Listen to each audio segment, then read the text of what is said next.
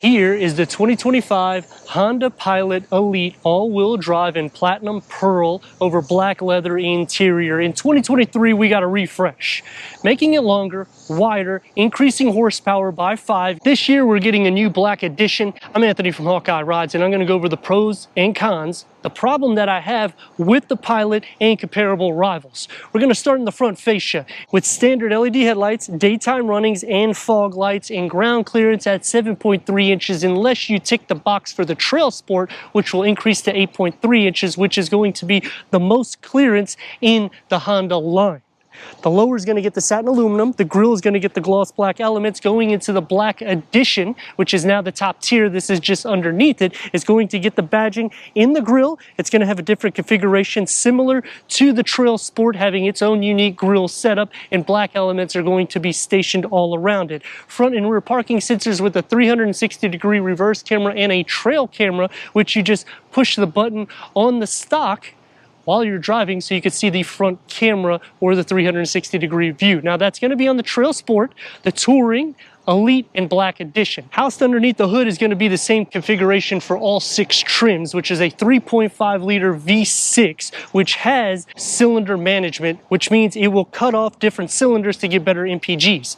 It now has 285 horsepower with 262 pound-feet of torque paired to a 10-speed automatic transmission. They discontinued the 9-speed when it goes up to the Pilot, but in the Passport you'll still receive that 9-speed configuration, and it will still have 280 horsepower opposed to the 5 horsepower increase.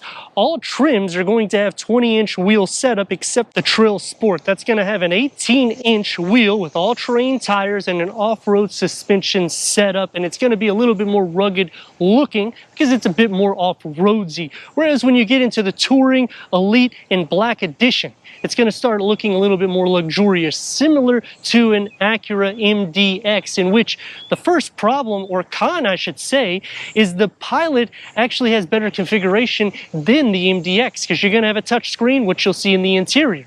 Plus, you can remove the second row seat, similar to the MDX. However, you can store it in the cargo, which you'll also see in just a second. Nearly 200 inches of length, gloss black for the raised roof rails that you can put tie down. So if you're thinking Subaru Ascent, this is going to be a little bit more capable because you got 5,000 pounds of towing.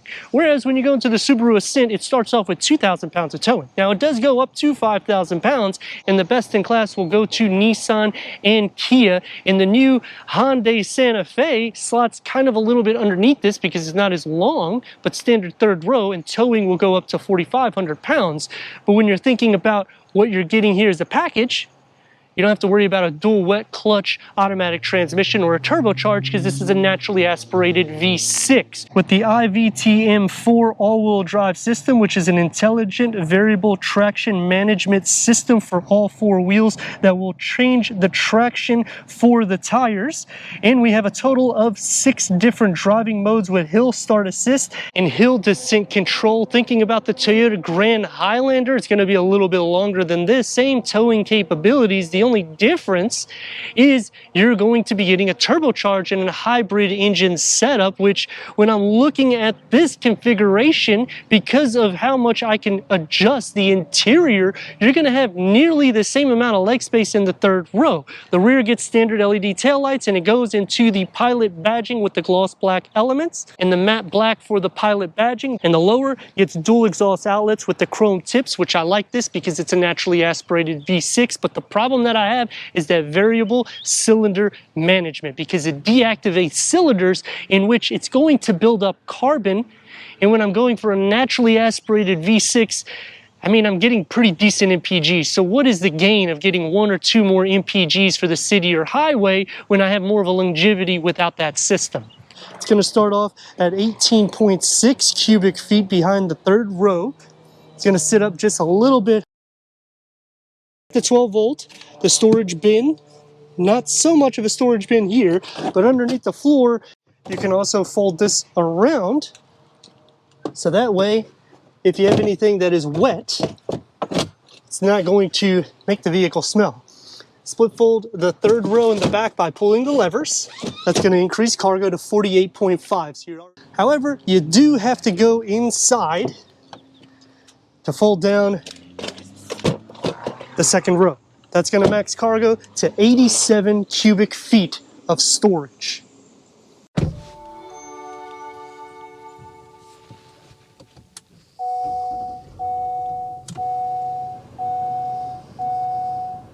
The Sport will start with cloth seats. Power seat adjustment is standard, and heated front seats. Leather starts on the EXL trim. Heated and ventilated for the Elite in the Black Edition, but you're going to get the perforated with the piping contrast stitch memory for the driver. Headroom and leg room. It's going to have a lot of space in the center, cubbies throughout. Starting on the passenger side, we have a full carved out area for large cell phones. 12 speakers through Bose is only going to be on the Touring Elite and Black Edition. Auto dimming rear view mirror with the home link starts on the EXL. Panel moonroof that goes to the second row. 7-inch will be the standard infotainment screen when you start on the Sport trim. Going into the EXL to get the 9.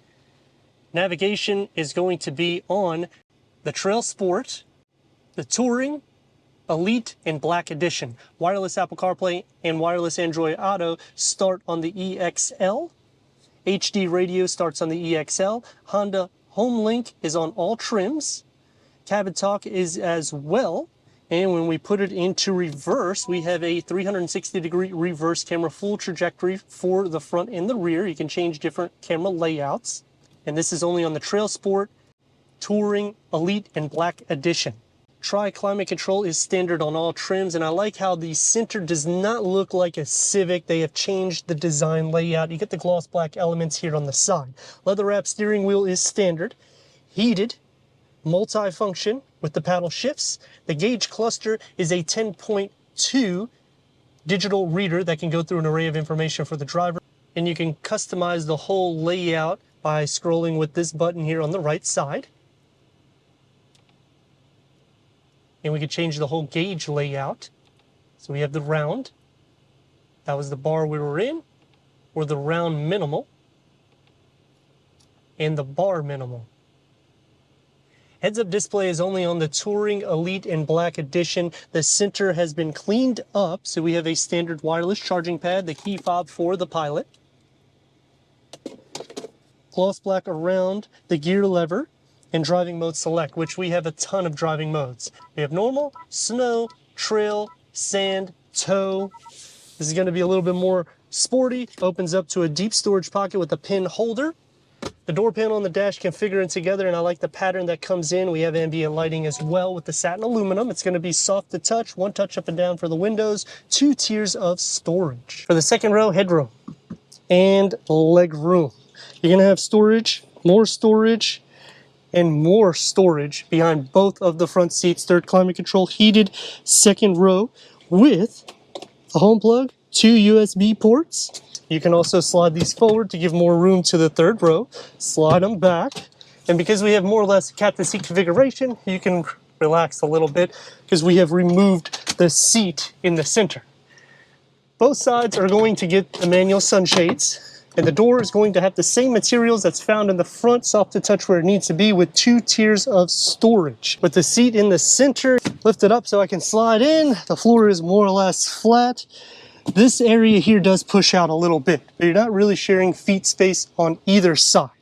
But leg and shoulder space is also good. And you don't really have to worry about knee space. As for headroom, it's still doable because the way the pano moonroof is designed. But what's nice about Honda is once you remove this seat belt, you can fold down this at the 40-20-40 split. You pull the lever down here and you can completely remove this seat, giving a captain seat configuration. But now you're thinking, well, I got to store it in my garage. No. It stores right here and you still have cargo capacity on both sides. To go to the third row, push the button here, it slides forward, and that's the room that we got to fit with cup holders, USB ports. The window is large, LED interior lights, and you're gonna get the air vents on both sides as well. As for headroom, not gonna be an issue, even though it kind of contours inward. Leg space, it's going to be a little bit more cramped, but it still works. You do have a little bit of a hump here that's going to make seat space being shared unless you remove this center seat. When you slide into the center with the seat here, you can see it's still going to be a little bit more tight, but without the center seat, you can stretch out.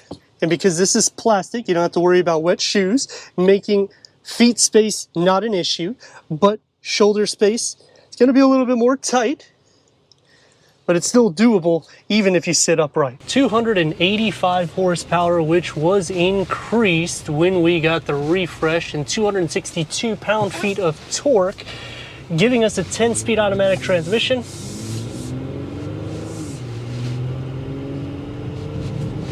We also increased in length, width, ground clearance over 7 inches. Windows are large. We have all the safety that you need, which a nice thing about Honda is they give you that per trim.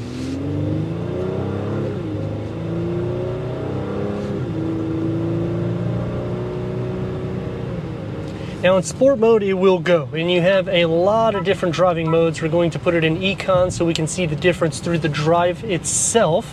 I like the soft materials that's found throughout. Not a huge fan of the infotainment that comes out of the dash. That's going to take me to my pros and cons, and we're going to start off with the pros.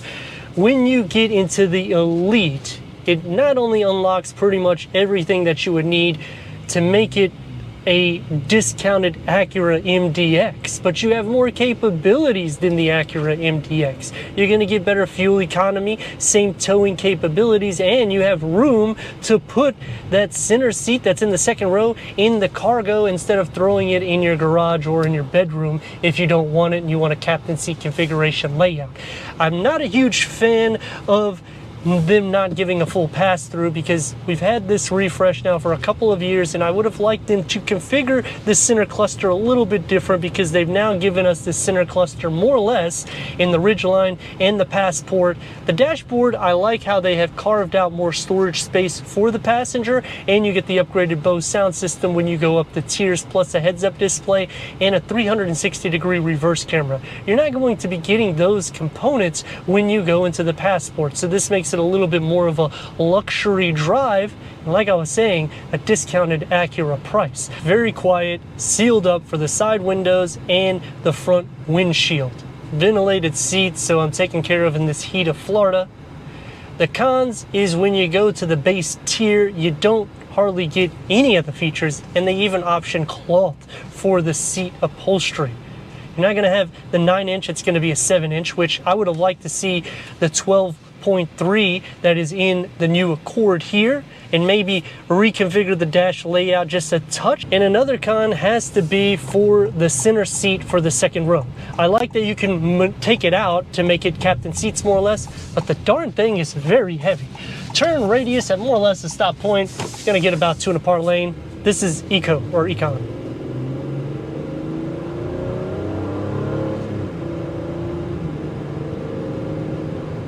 The pedal is very heavy, so it changes the whole drive dramatically, and it's not going to really improve that much more in your MPG, so I would say leave it in normal or sport. Sport is going to tick up the tachometer, so it's going to be engaged a little bit more so. Normal is going to go by your driving pattern. And comparing this against the Toyota Grand Highlander, that's a little bit longer than this one, and you're getting almost the same capabilities for the third row, meaning leg space and headroom. I think Volkswagen, the Atlas, does it a little bit better than both two of them because they didn't go so crazy in the length, and they've always had a lot of leg space and head space for the third row occupants. As for charging ports, you're going to have them found throughout because this is the Elite trim.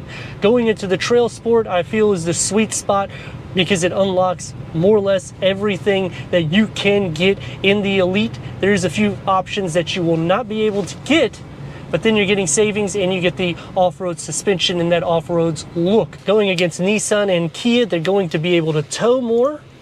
about the same length as this. Interior is going to feel just as airy because of the way they've cleaned up the center cluster as well. And I kind of like the screen configuration a little bit more so on the Kia side than here, because it's a one panel curved screen layout. So it's similar to like a BMW. And I understand it's not even something that would compete with it, but I like that it gives you that luxury look where this is just coming out of the dashboard. It's gonna feel a little bit long, feels a little bit wide, and it can feel heavy when you're pushing the pedal. But with that being said, I would just leave it in normal or sport mode, so that way you can just drive it a little bit more seamless, because you're getting a lot of blend of Acura for a Honda price. But let me know your thoughts in the comments, and if you're new to the channel, consider subscribing. Check out the next video, merchandise, website, and Instagram. Leave a comment and a like, and I'd like to thank Ocean Honda for giving us this 2025 Honda Pilot Elite for our car review.